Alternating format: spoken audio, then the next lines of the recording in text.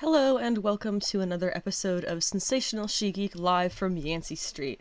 Today is Friday, February 26th, 2021, and as it is a Friday episode, I'm going to be talking quite a bit about the comic books that came out this week. The release dates this week were the 23rd for DC Comics and the 24th for all other comics. We'll be talking quite a bit about the comics that I enjoyed this week, including Future State Superman House of L number 1, Monstress number 32, White Knight Harley Quinn number 5 of 6, X-Men number 18, Captain Marvel number 26, New Mutants number 16, Black Cat number 3, Return of the Valkyries number 3, I Breathe the Body number 2, and Nuclear Family number 1, which is a take on Philip K. Dick's story, Breakfast at Twilight. And then after that, I have more things to talk about. We are going into a lot of pretty much MCU, DCEU, etc. things. We're going to start with, I have a few additional thoughts on WandaVision to kind of go over a little bit.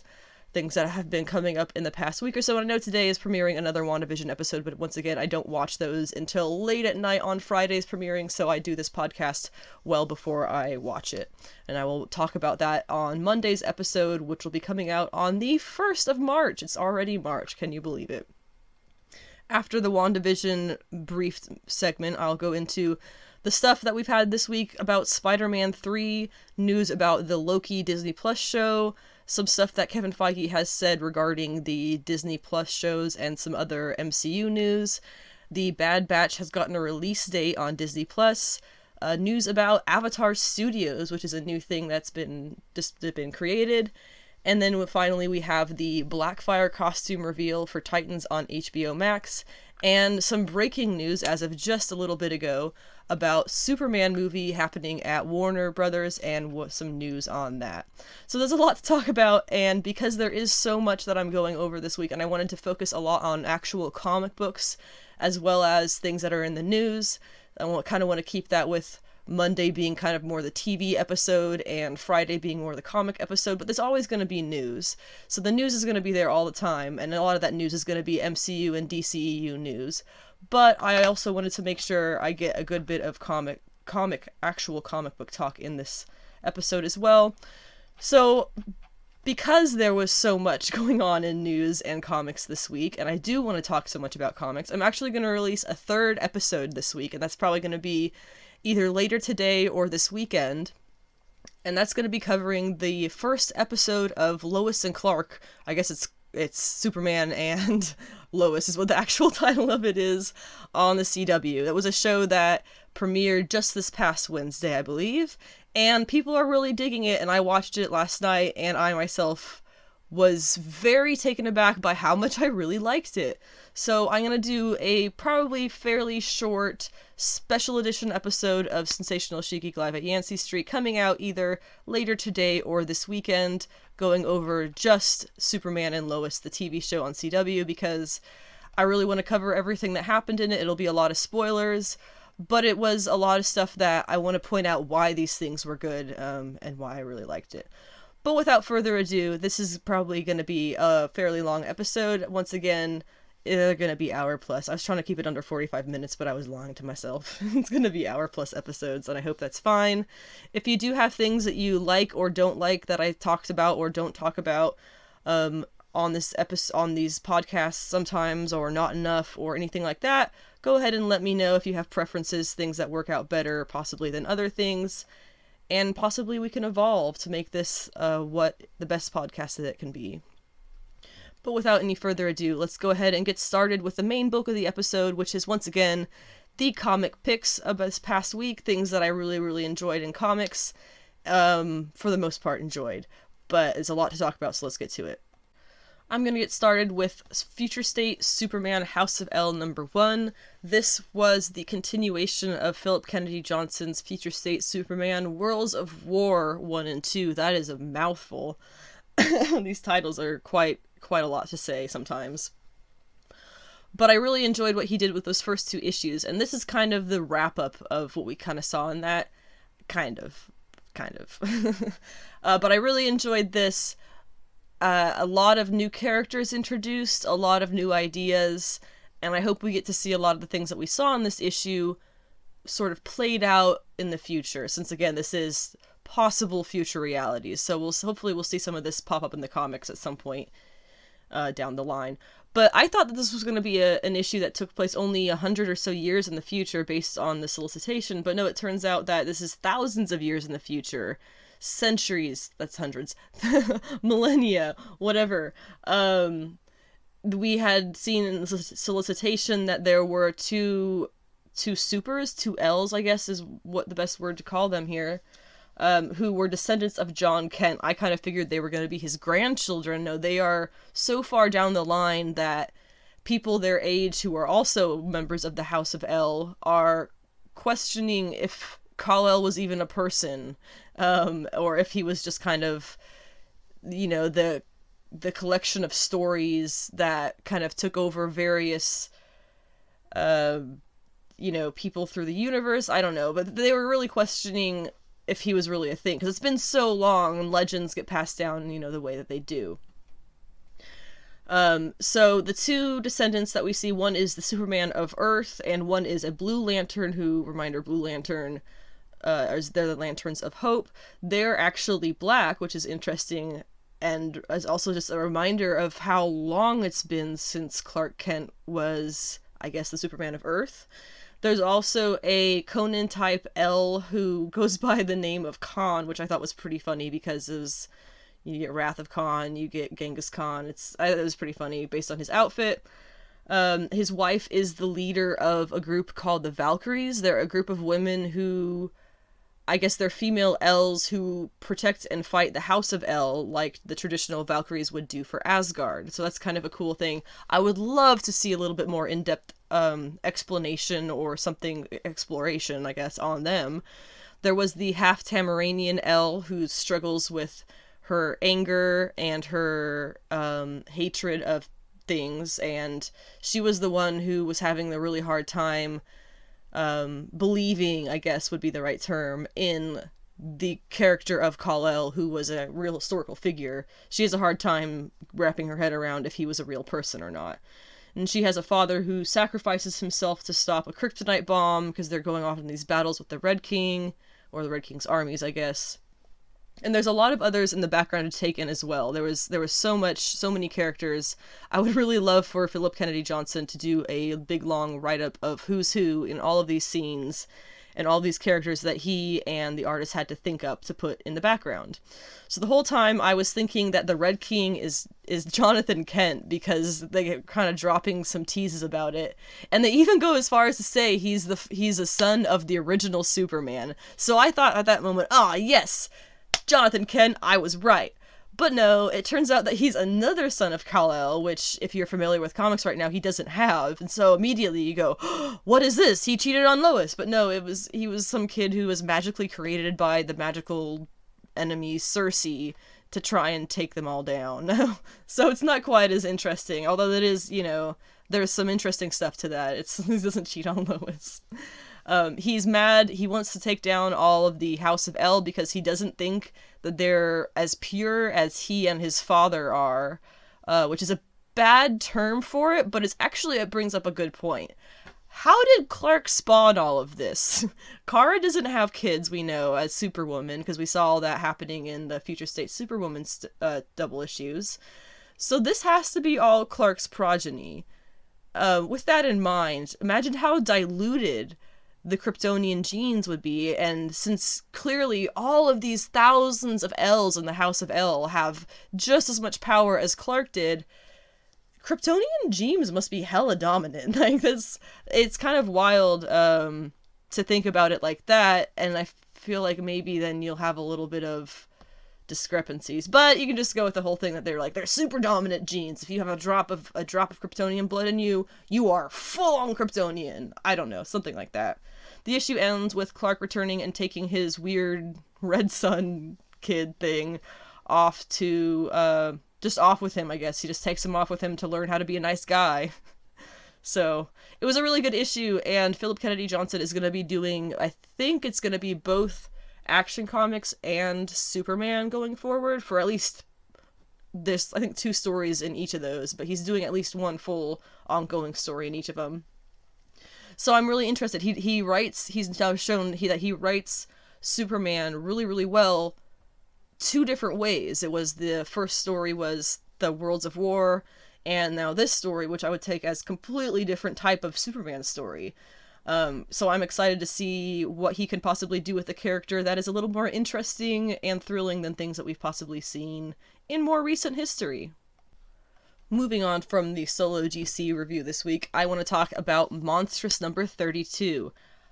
Monstress is a series I recommend to as many people as possible. If you are a fan of, let's say, Japanese comics like manga or even anime or things like that, and you're trying to break into American comics a little more, this is the comic for you. I have never recommended this to somebody who did not come back with, "Oh my god, thank you so much for recommending this to me. I am absolutely in love with this comic."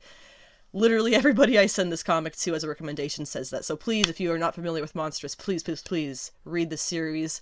I know 32 issues sounds like a lot, but it's, I want to say 5 volumes. We collected them on volumes initially, and now we've been getting them in single issues as well as volumes when those come out. But I think the 5th one came out, so all 5 should be available to read and catch up on. Which it's so good. It's a fantasy world that you will fall into and love. And I'm gonna spoil the heck out of it right now with talking about this issue, but this was a really, really fun issue because this is something that we've been building up to, at least in part, for a long time. All of this is stuff we've been building up to for a long time, really. But the big important parts of the plot for me in this issue was the dynamic and the scenes and whatnot between Micah Halfwolf, the main character, her former BFF / lover, Tuya, that's quite complicated, and Micah's aunt / Tuya's wife, the Warlord. Even more complicated. So the last issue ended with Micah actually walking in. It's been so long since she's seen Tuya. I don't think she was really privy to knowing that the person who she was hearing Tuya's deeds about was Tuya until this moment where she sees them there, and it clicks.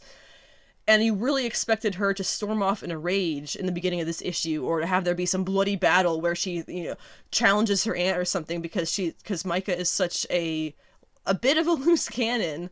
And I love her new hairstyle, by the way. It fits her personality perfectly. But instead of rage, she just walks off.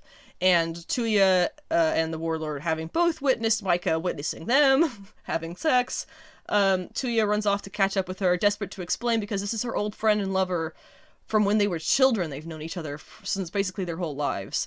But the Warlord catches up as well, and she commands Tuya not to touch Micah, so as soon as she's about to embrace her, she stops, because she's supposed to be submissive to her wife. Which, there's also the whole thing about the matriarchy and the way that children can be born from 2 women. I just think that this is the coolest universe also. I could go into that for so long, but I'm trying to stick to the plot here. The Warlord is furious with Micah, partially because she's been searching for them for a long time, partially because it's been, obviously she just walked in on them, but also partially because she hated her mother. They did not have a good relationship. Their mother, the Ancient Wolf, she favored Micah's mother strongly over the Warlord. Well, the one who is the Warlord now. And of course Micah's mother is long dead. But, so they have this kind of heated, well, I guess the Warlord tries to have this heated interaction with her, and Micah is just like, this being sassy and agitating and condescending and stuff, and just driving her up the damn wall and just pushing every single one of her buttons. And even Tuya mentions to her not to let the anger towards her sister fall on Micah, but they still both Tuya and Micah end up in the dungeons because of this is a rough situation. And it's the Warlord, so she can do really whatever she wants. So Tuya in the dungeons tries to explain to Micah once again, but Micah has a better way of getting Tuya a little bit frightened, so she goes ahead and she lets Zin out. And now Zin is literally he's the literal ancient monster who sleeps inside of her. He is a creature who is a god from a certain perspective, from another universe. There's a slight sci-fi bit to this, as well as the massive fantasy elements. So, again, Monstress, you gotta read this stuff. It's so good. So he comes out of her. Now, he is, in his full form, the size of 1,000 skyscrapers, but as he comes out of her, because she's got the one arm that's been chopped off, and he kind of comes out of that stump. It's kind of funny, and he just kind of like sits there next to her in this, he's like inky, if you've ever seen squid ink pasta, actually, he looks a lot like squid ink pasta in the vague, I guess you could say ghost-shaped form, like a person with a sheet over them, and he's got these cool eyes. The designs for all of this stuff, Sana Takeda, my god, she has not overdone it, but she has outdone herself. I was looking for that word. Outdone herself with all of the designs in every issue of Monstress. I have never not been absolutely impressed with the art in every single issue of this. But anyway, so Zin comes out of her and he sits there in his extremely terrifying form right next to her, and she just looks so satisfied looking across the cell at her ex, who has just been sleeping with another woman and who looks terrified right now because Zin starts talking to Micah, but all Tuya can hear is ancient tongues. So now there's this monster next to her ex talking who knows what. The scene is so cool. I really loved this whole interaction. But basically what Zin is saying is that he recognizes Tuya from Micah's dreams.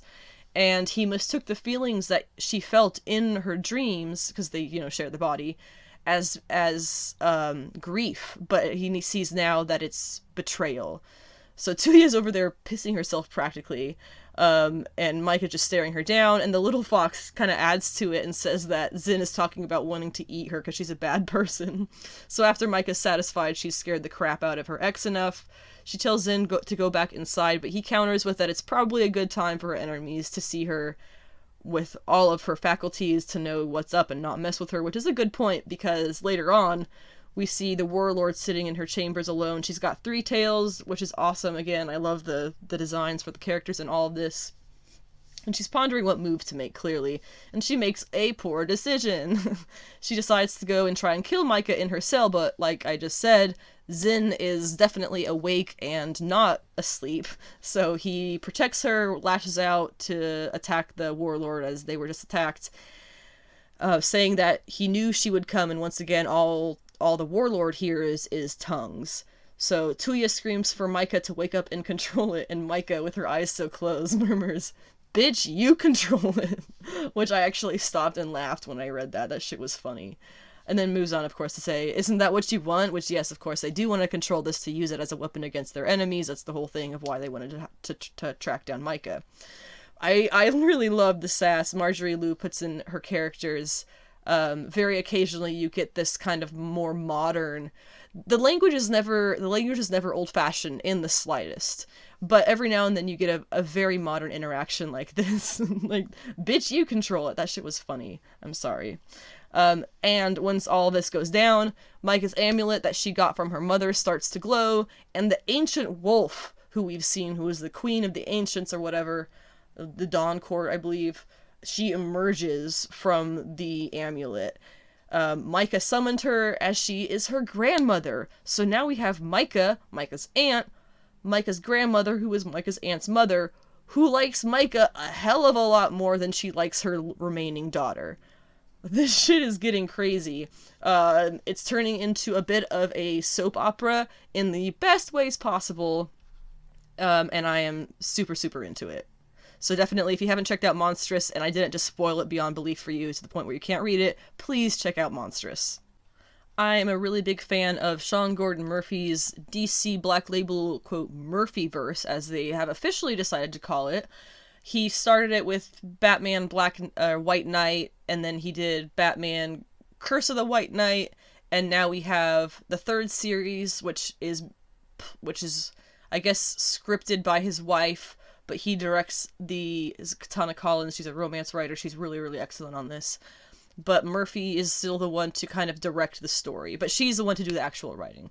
And then Matteo Scalera also joins on the art of this one, being the first Murphyverse artist to not be Sean Gordon Murphy. So he does an excellent job of mimicking Murphy's designs, or I guess just drawing Murphy's designs in his own style, which is close enough to Murphy's style itself that you could almost be fooled into it. I really, really enjoy how he does Murphy's designs in his own style. But, so this is issue number 5 of 6 of Batman, Curse of the White Knight, or is it Batman White Knight presents Harley Quinn.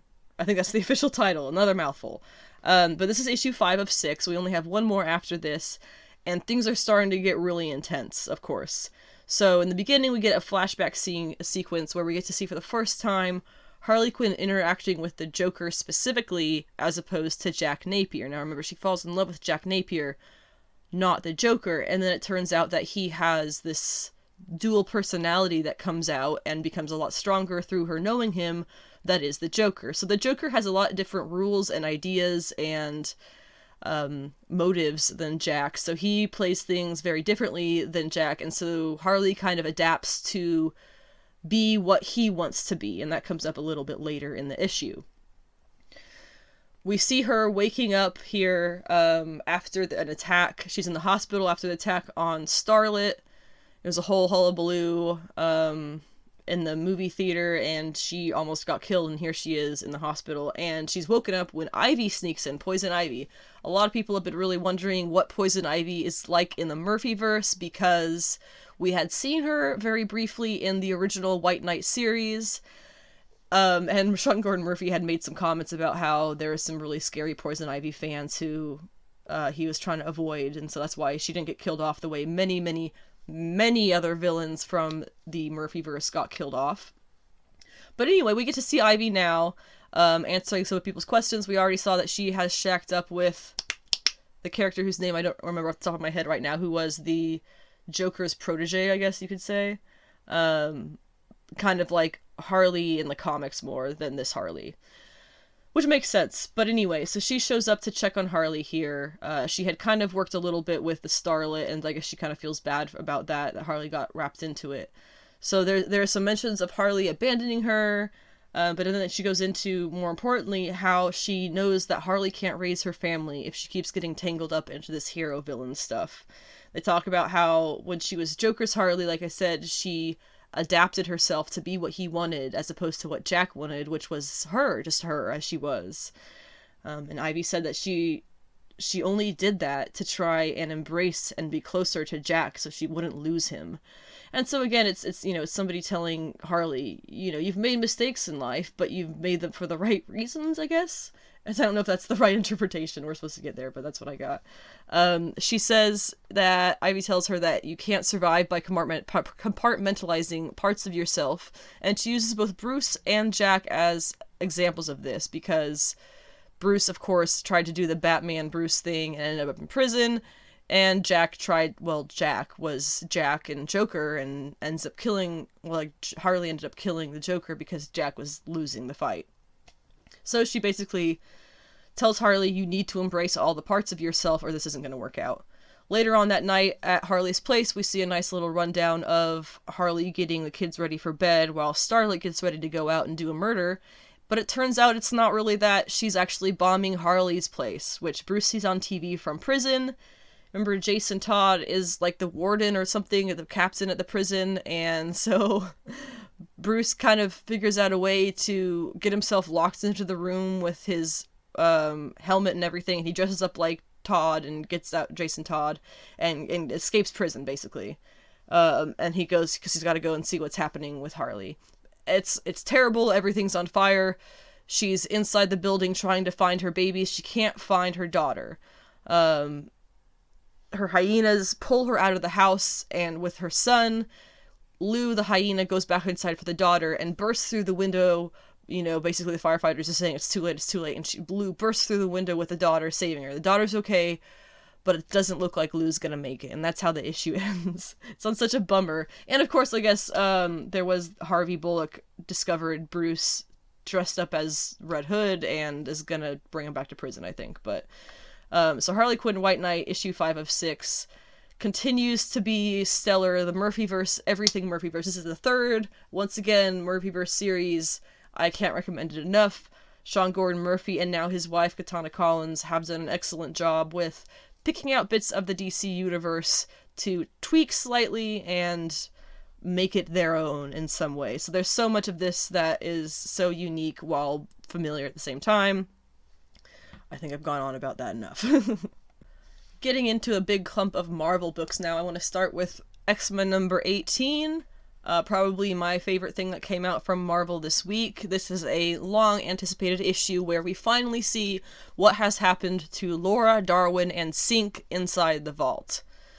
To explain that, something like issue 3 or something like that of Jonathan Hickman's X-Men, after the House of X Powers of 10, I guess is how we're supposed to say that. Very beginning of Dawn of X, it was something like X-Men number 3.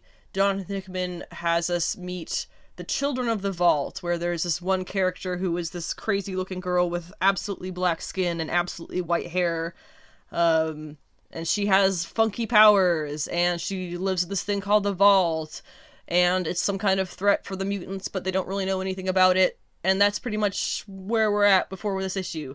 So they send, in that issue 3, they send Laura, Darwin, and Synch into the Vault.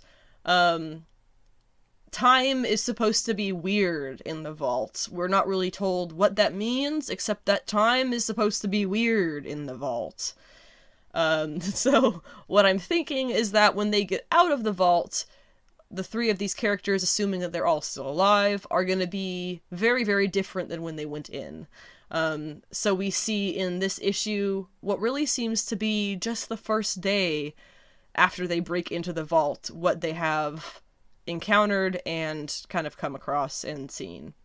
Now, the characters that we have here, Wolverine, Darwin, and Synch. This is Laura Kinney Wolverine. She is self-healing, and she's got the claws and the toe claws. Smell, all that stuff.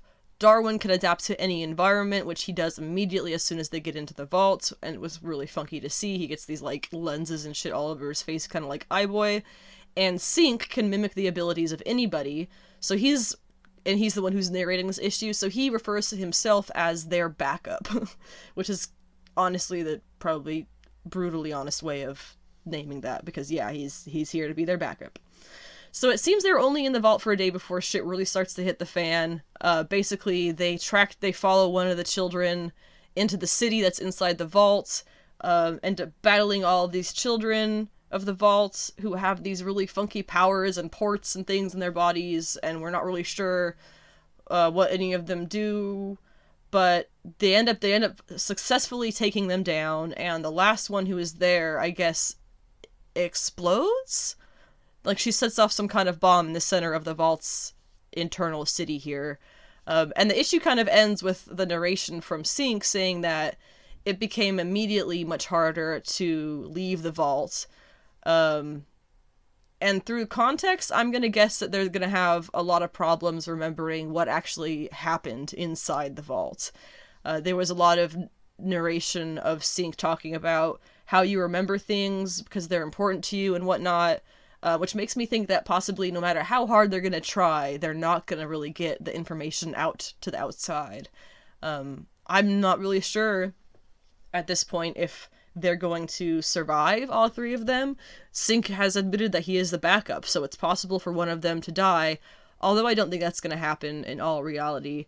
I think that it's going to be just something a little more weird, like maybe they all pop out at 3 different ages, or 3 different time periods in their histories or something. I definitely think that part of why Laura was chosen for this was because Jonathan Hickman wants to officially mark her not being a goddamn child or teenager anymore. There's, even in the series Fallen Angels, she was drawn like a small child, which is odd because we've already seen Laura grow up from being a small child.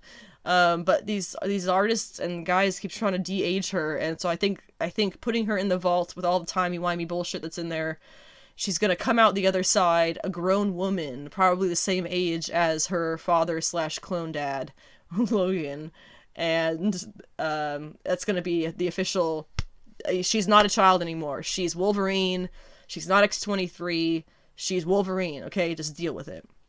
The next issue is simply solicited as Escape from the Vault, so I'm sure it's going to be a lot of weird time jumps and things of them trying to figure out how to get out, and once again, whenever they get out, it's probably going to be very strange, but I'm really excited to finally see Laura back with the rest of the X-Men. It's been long enough, and I miss her as a character, so I'm really excited to have her back part of the group. Then we have Captain Marvel number 26, by Kelly Thompson and Leigh Garbett. This was a really good wrap-up for this story arc of Carol being kind of shunted forward into the future, but it did feel like everything in the end wasn't as complicated or as intense, I guess, as I expected. It was just all based around one lie on one end, and on the other end, Ove just magically sending himself into the past, is what it was, not into the future. And then magic sending Carol back after that. Basically, the main takeaway of this whole issue, honestly, was, well, the first part of the issue, the first half, is that the spell that took Carol to the future needs a life. The life to get Carol there was a friend of Magic's, Amy, who I've done some research on. I can't figure out who that is. If you know, please tell me. And that was an accident. Magic says, I didn't mean that to happen. I didn't know it was going to happen. And then Magic lied to Ove that he needed Carol specifically to try and, have it take some time so he couldn't just take anybody and kill them. So when he discovers that it is a lie, Enchantress, who is his mother, she sacrifices herself to send her son back into the past because she says, it's the only thing he's ever wanted. How can a mother deny him that? Because he's a psycho! Whatever. And Jessica Drew, who is an old woman at this point in time, sacrifices herself behind Carol's back to get Carol home. And this, of course, when she's leaving, she's sobbing over her friend's dead body, which is absolutely tragic. But then she arrives exactly back and where and when she left, still binaried up from Bridget having smacked her with the hammer, which I still am insisting this is her as binary in this new look, because the hammer is from the star power, right? So she hits her with the hammer, star power. There we go. That's binary. It makes sense. Trust me. So she hugs Jess, of course, but then she has to go talk to Rhodey, because remember, she met Rhodey's daughter in the future, whose mother is likely Kitty Pryde, but whoever the mother is, it's not Carol, and that was the takeaway. And of course, they go back to her apartment and she breaks up with him because of what she just saw, his daughter in the future. And he counters that we don't know if this future is real, which is very accurate, or if this is some other future or some other future timeline, or if it's all just some trick or some, one of the millions of other possibilities this could be, which he's right. But Carol insists that the girl that she met was too special to ignore, or something like that. Yes, I think she really did say she's too special to pretend wasn't real.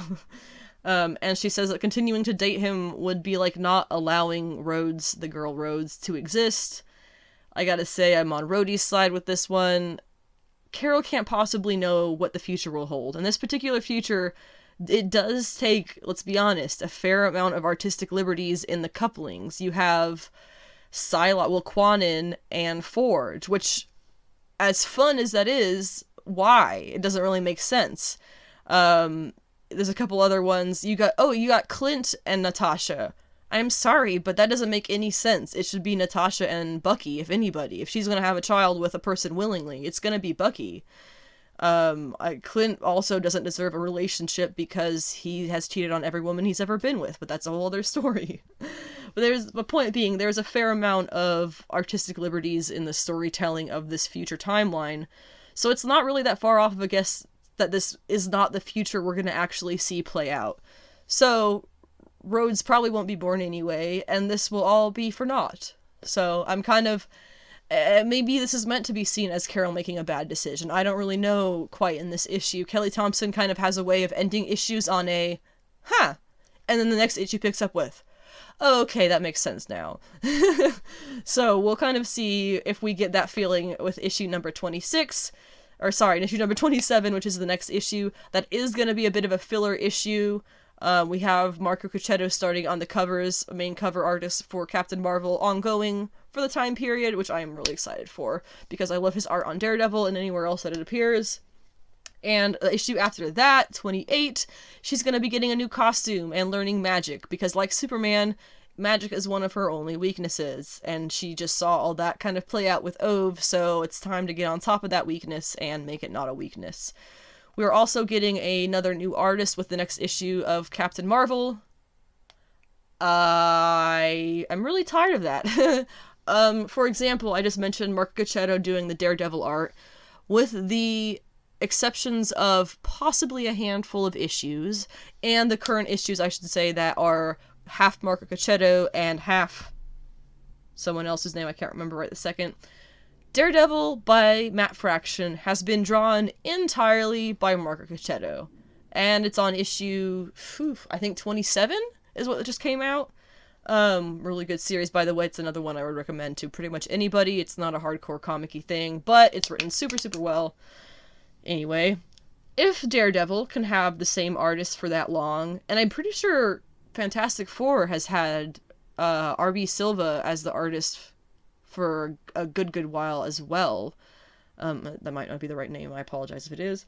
But, point being, why can't Captain Marvel get the same artist for more than 4 goddamn issues? This shit is getting annoying. You get an artist who you really like for a few issues, and then by the time that you get used to their style, you got another artist. Plus, it makes the story less easy to follow. I don't know if you've ever compared comics who have the same artist versus not, but it kind of throws you whenever you open a new issue and it's a whole different style of art than the last guy. And granted, yeah, a lot of these are within the same ballpark of stylistically, artistically drawn, but this shit is frustrating. It's every 3 to 4 issues max. I don't think we've gotten more than 4 issues max with a single artist on this Captain Marvel series. It can't possibly be coming from Kelly Thompson as a request. Why would she want to have her series marred by rotating artists as opposed to just one solid... And it doesn't quite go with the story arcs. Sometimes it kind of fits the story arcs, but then why are you bringing a new artist with every story arc? I'm getting too heated about this. I'm just really frustrated with this. It's something that happens in comics a fair amount. And for some reason, and you have Black Widow, not to keep going, but you have Black Widow, another Kelly Thompson series, who has had Elena Casagrande as the same artist for these first 6 issues. Issue 7 will be the first time she does not draw it, and then she comes back for issue 8. I think the numbering on that is correct. But it's something like that. But anyway, she takes a break and then comes back. Why is the same thing not happening with Captain Marvel? What is with this rotation of artists? Marvel editorial, email me or something. I want to know. Another Reign of X book that I was reading this week that I thoroughly enjoyed was New Mutants number 16, which is, of course, written by Vita Ayala, one of my absolute favorite current, comic writers. As they're seen at both Marvel and DC, and I think some indie stuff too.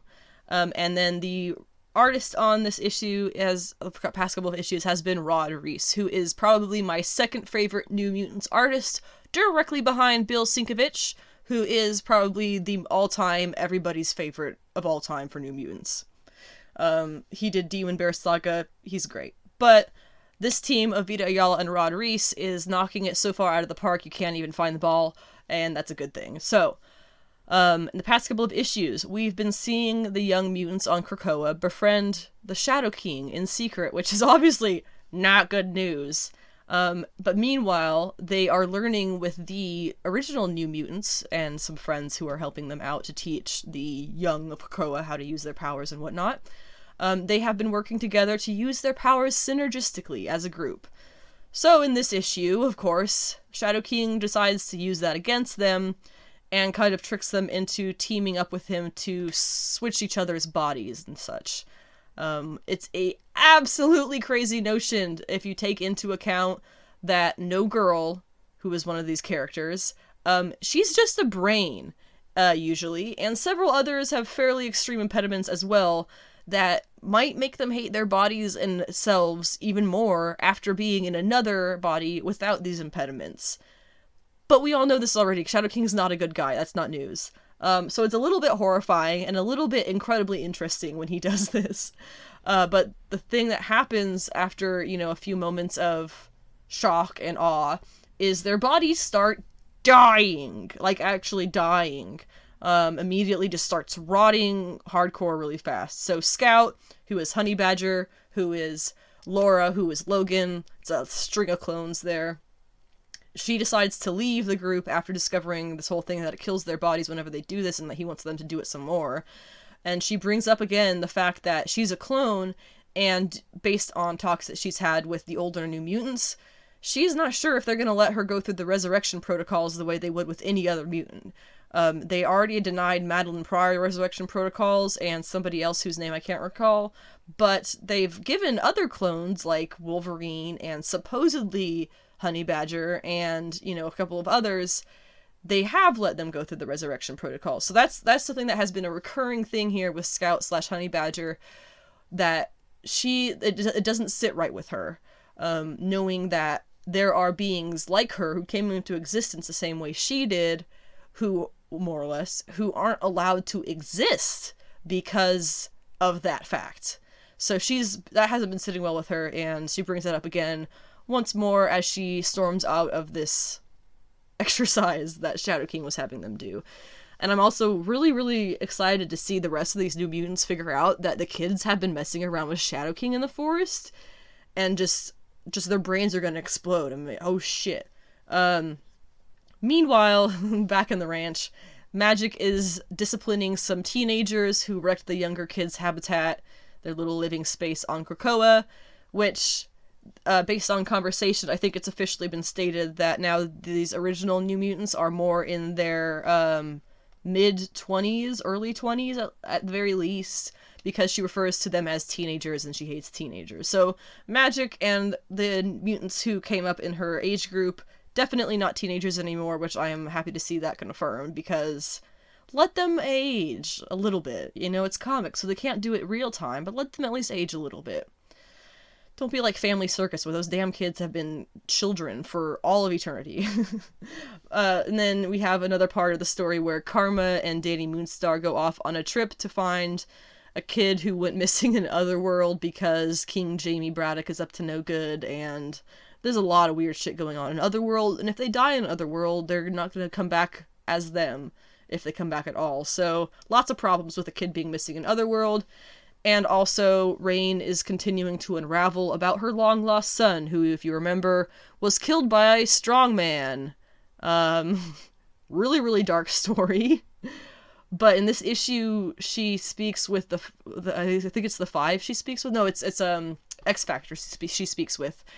And she learns that her son is actually being updated in Cerebro, which means that he's still alive somewhere. While this may be something that would send a lot of people into a hopeful state, this crushes Rain, because she has been so desperate to hold her child in her arms again after having him literally torn away and murdered.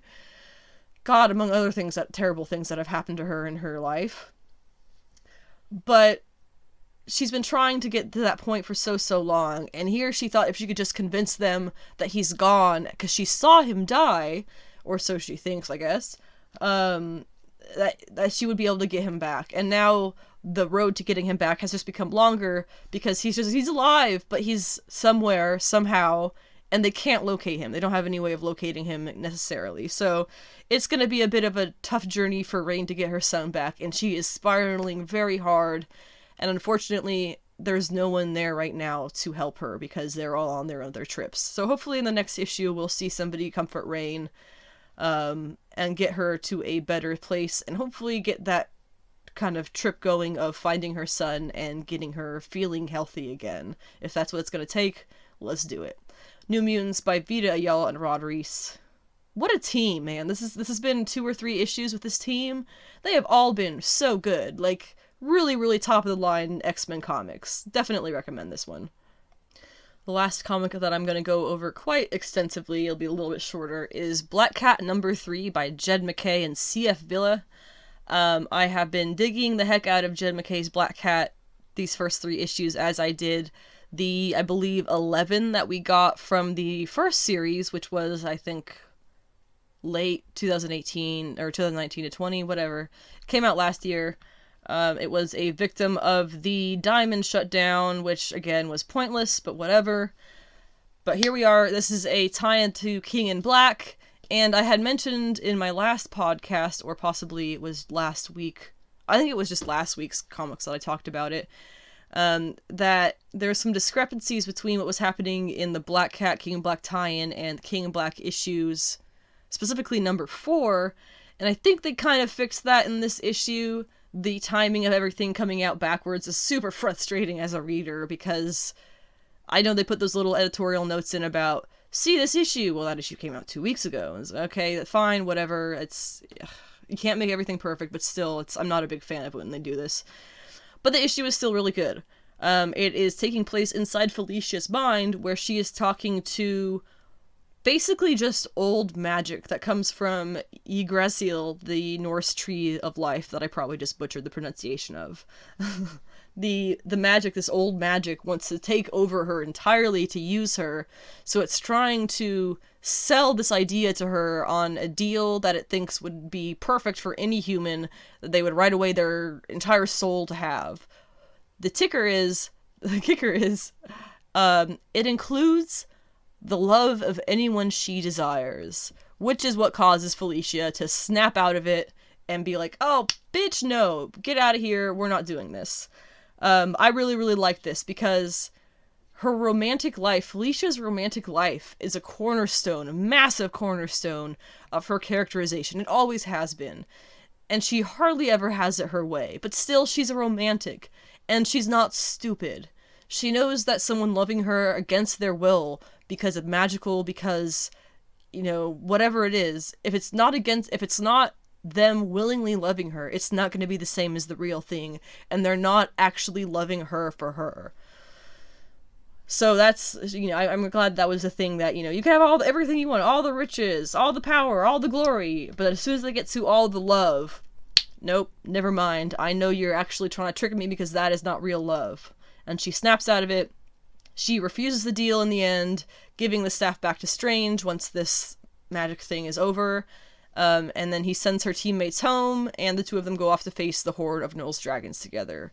So I guess they're trying to say now that Felicia and Strange get captured, and that's when King in Black number 4 happens, which we see Strange powering up. But I don't really understand why what we see in this issue as the staff's powers is completely different still than what we see Strange doing with the staff's powers. But, whatever. Women aren't allowed to be overpowered. It's the Queen of Fables syndrome. And then we'll move on to a few shorter blurbs that I just kind of wanted to talk about. And that includes Return of the Valkyries number 3.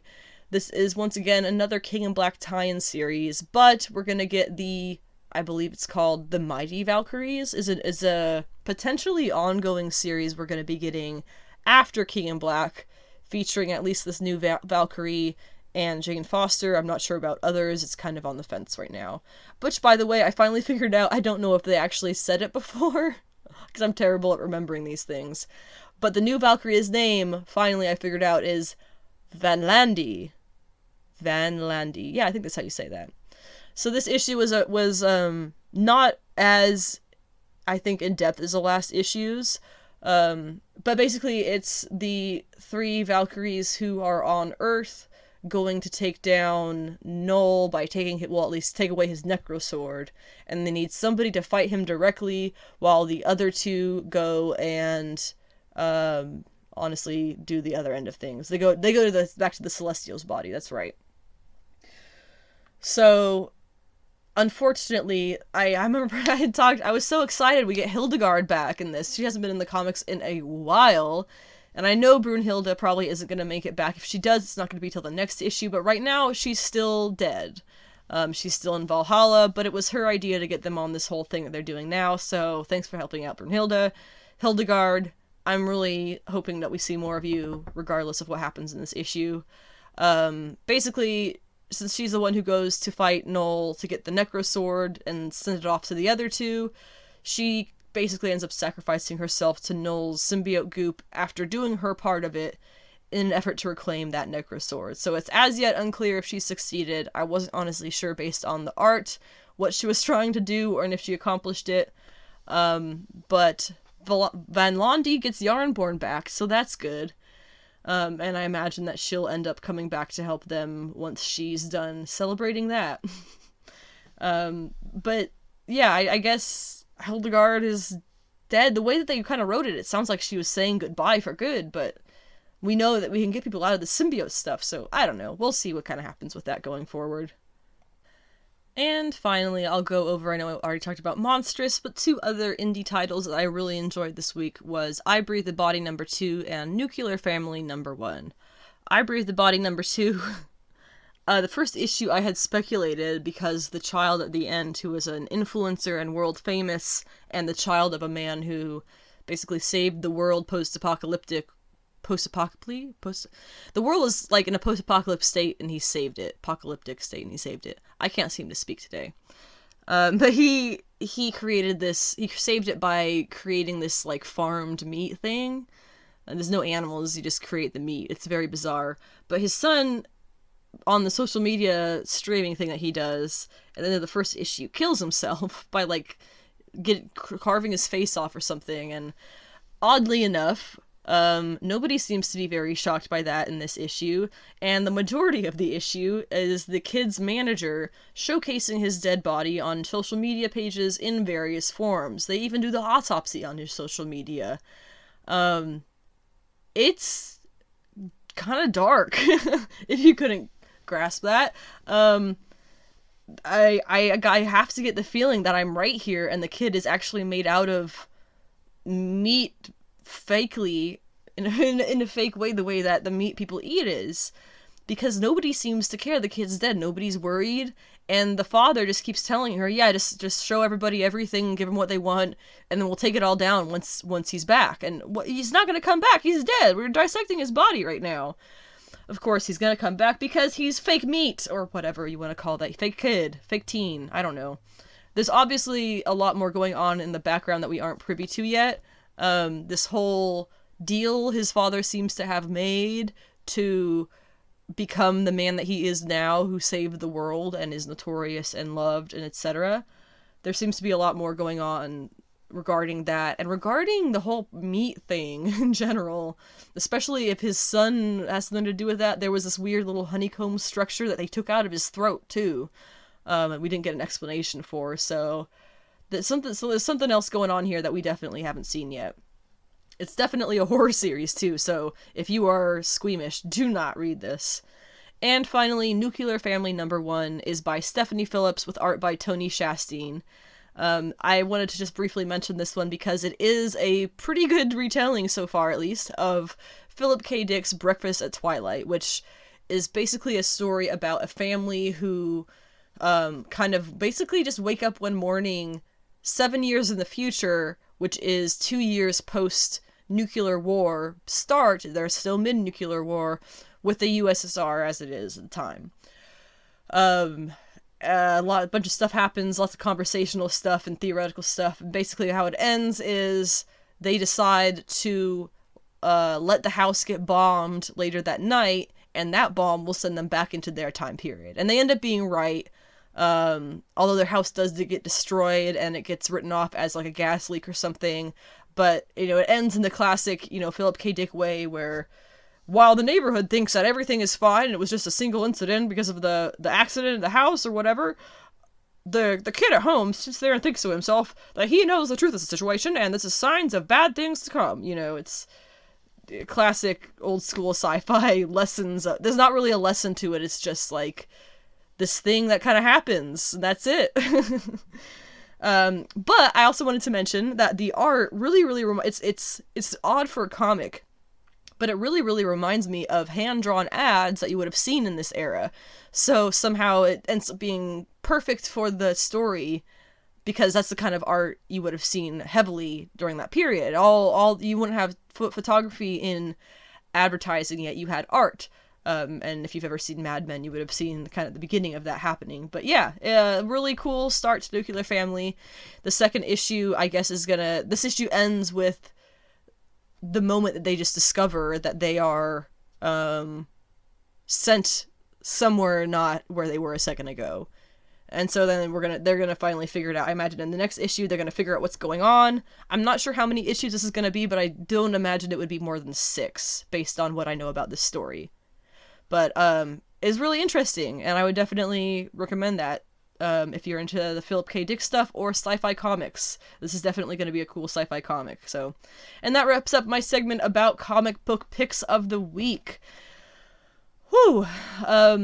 There's always more things that I talk about that have come out, and there are always more things that I have read than I have talked about. So, if there's anything that sparked your interest, or anything that you just want to see if sparks your interest, go to your local comic book shop, give them a few bucks, and have them give you something that they think you might be interested in. I guarantee they will be happy and absolutely thrilled to help you, no matter who you are. with that out of the way, we're gonna go into the news and things segment of today's podcast, 6B.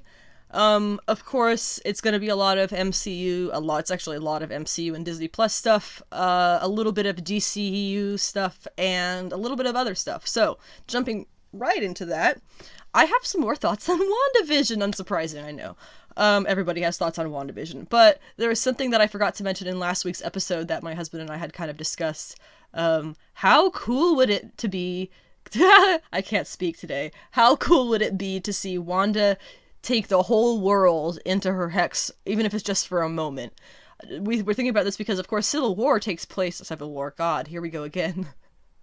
House of M takes place over the entire Earth, so, we're just thinking, spitballing, what if, and her things are, we've seen it grow once, what if it was to suddenly take over the entire planet, if it was to expand like that, and then, I'll get into it a little bit more in a second, but there's some more theories on that to tie into Spider-Man 3, but I also want to mention that, Monica has been cool as shit. I'm so happy with how they've been portraying her, and you can actually buy her sword sweater online on the Disney store, as well as some other sword things. I actually, have bought mine, and I'm waiting for it in the mail.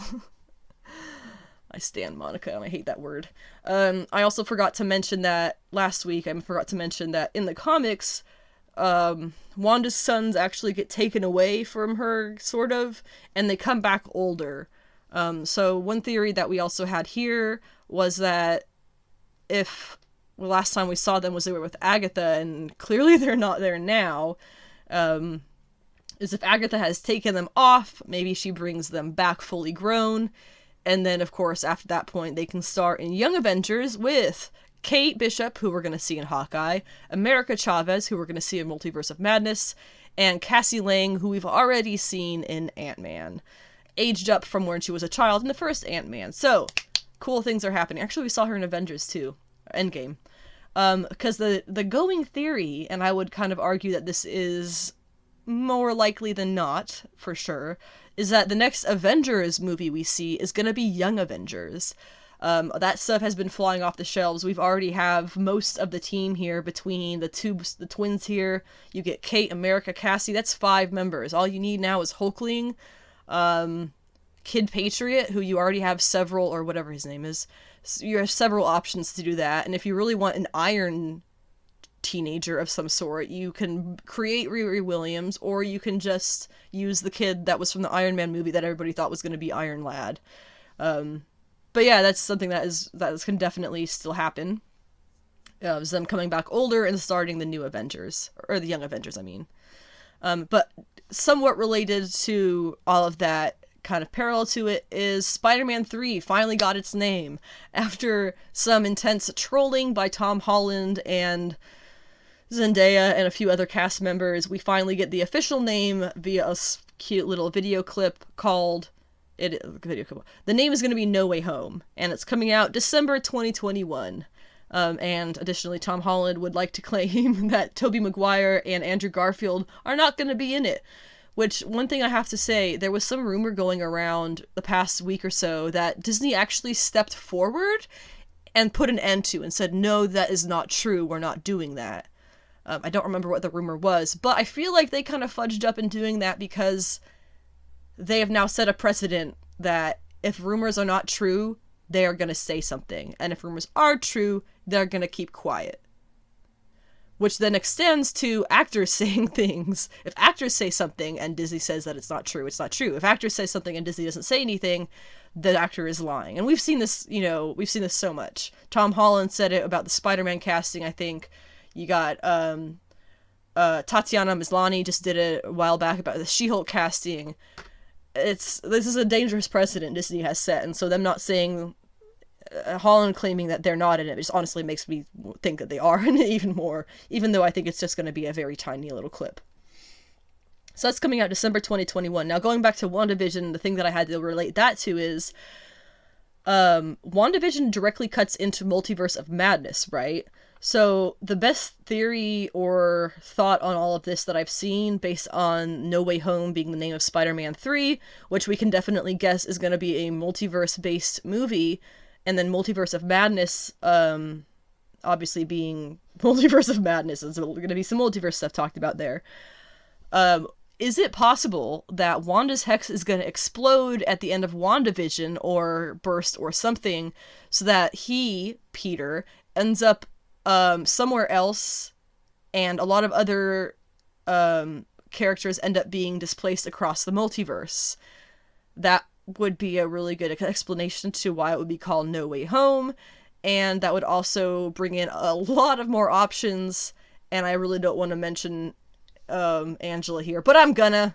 It could bring in Angela, because just real quickly, back in Endgame, Thor, we have the sister Hela, who everybody's like, oh, Angela's not gonna come in here because in the comics she's his sister, but they brought Hela in, so that's not why he's sister. But they did only say that Hela was Odin's firstborn. They didn't say anything about Freya, and Freya did say in Endgame that, she's raised by witches, so we could have something here.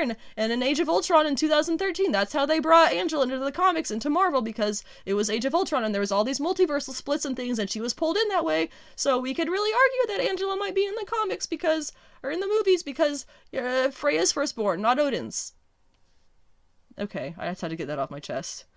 I like Angela.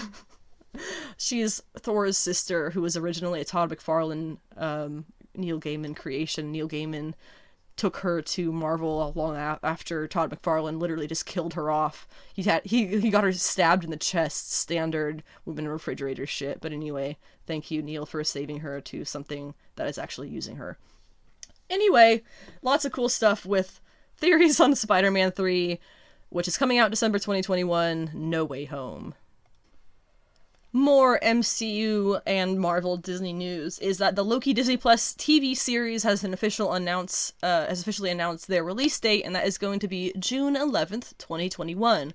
That is probably going to be just around the time that Falcon and the Winter Soldier ends, because we know that we're going to have a new Marvel thing for every Friday for the rest of the year. So that's probably going to lead into that, although it's not going to lead into that, it's just going to butt up against it. So June 11th, 2021. Other MCU news we have is that Kevin Feige did a little video chat this week and had some things to say regarding questions fans had that were given. So here are some things that he had to say. First of all, he addressed R-rated Marvel movies, saying that they're not going to screw with or impede on Deadpool 3's R rating or its vibe. So really good news there for the people who are the hardcore Deadpool sweaties, and for the people who are hardcore for the Deadpool movies for whatever reason. You'll be happy to know that it's going to be kept in the same vision as the first two films. So that's good. He said that right now he is on the Ms. Marvel set filming that show, and She-Hulk will start filming in a few weeks, and then Moon Knight shortly after that. We still haven't gotten an actor confirmation for Moon Knight, Oscar Isaac being the one that is unofficially stated as Moon Knight. And the reason that I think that we haven't gotten the actor confirmation yet is because I think it's going to be 3 people playing him. I think Oscar Isaac will be the main real world Moon Knight who we see. I think my voice is cracking. But I think we're going to have 2 other actors who are going to be playing the alternate personalities that he has, because of course Mark Spector has split personalities, and I think there was some rumors about a couple of other actors that had leaked being casted as well that were never really taken back, and then it just leaked on top of it that Oscar Isaac was cast. I think they were all cast, and they're just keeping that secret for when they're ready to announce it, whenever that may be. Feige also said that there will be some Disney Plus series that will get second seasons. It's not going to be WandaVision. We already know that because it was created to directly lead into Multiverse of Madness, Doctor Strange 2. And he said that 6 hours is their perfect idea for the length of MCU shows, which makes sense to me, again, because that's basically the length of a trilogy of movies. You get 3 2-hour movies, you get 6 hours, versus whether it's 6 episodes or 9 episodes in a TV series across 6 hours of television. So it makes sense.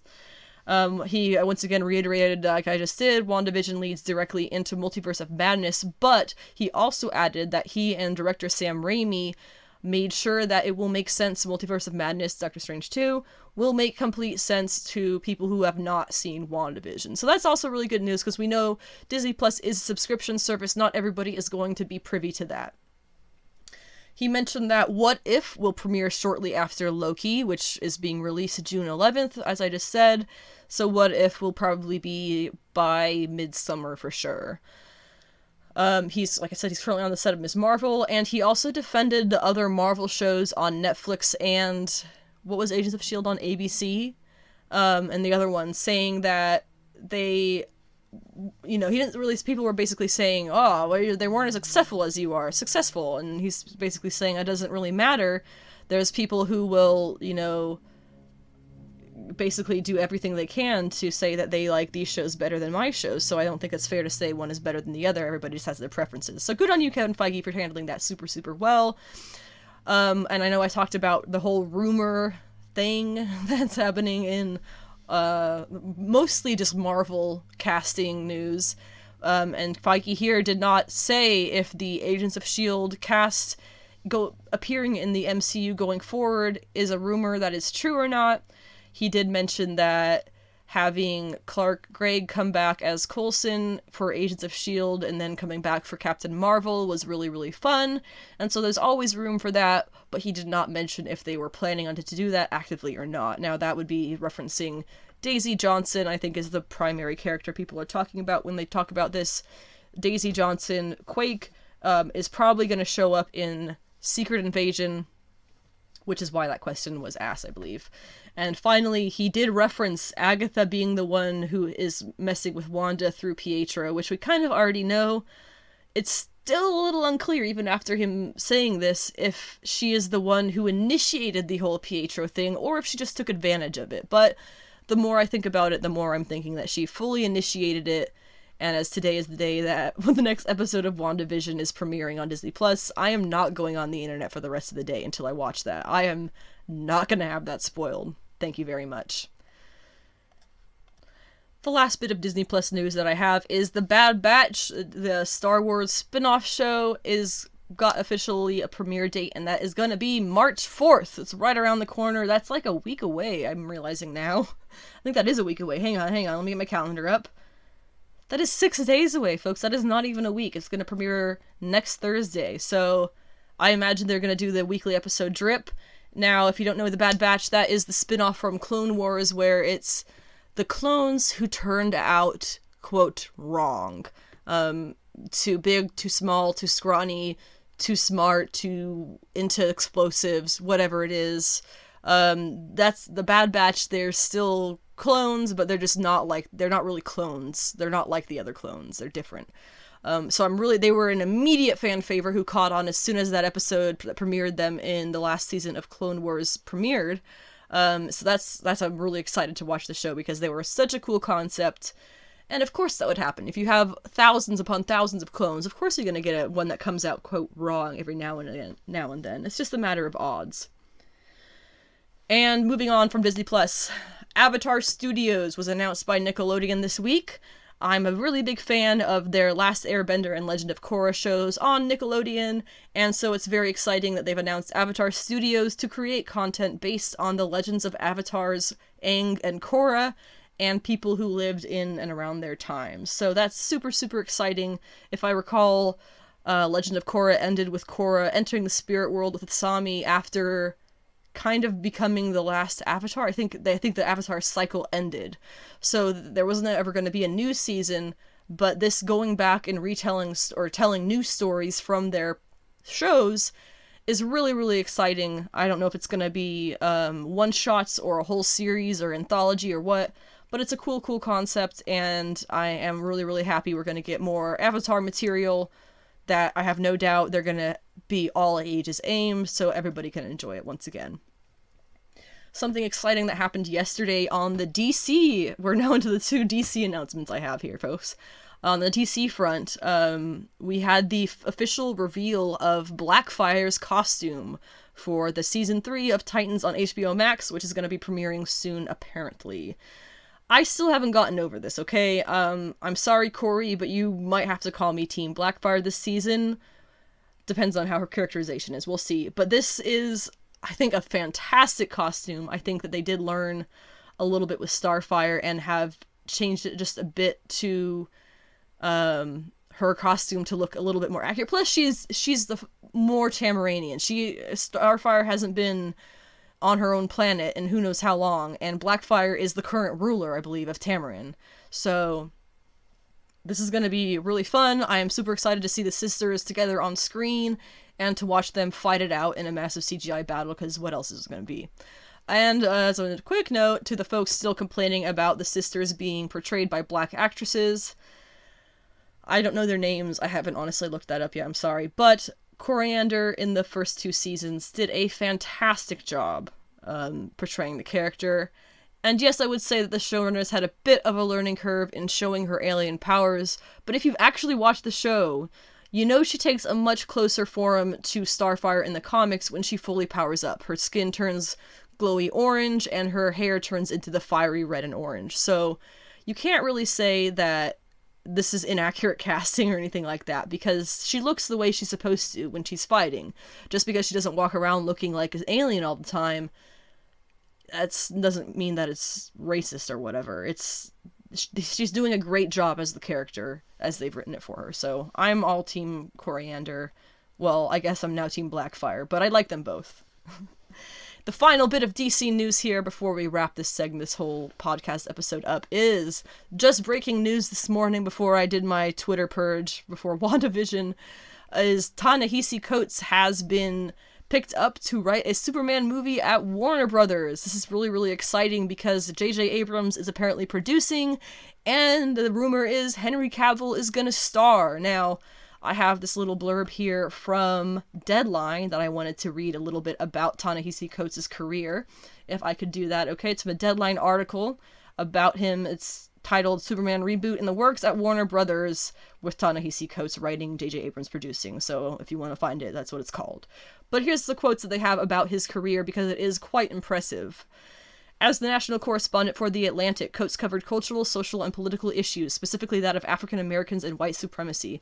His 2014 cover story for that publication, The Case for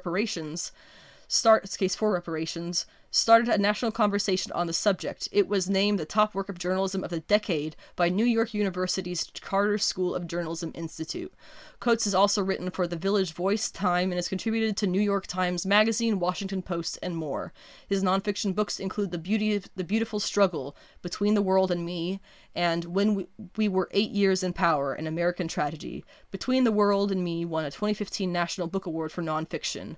Of note, Coates has written Black Panther and Captain America series for Marvel Comics. This is the one that I know about.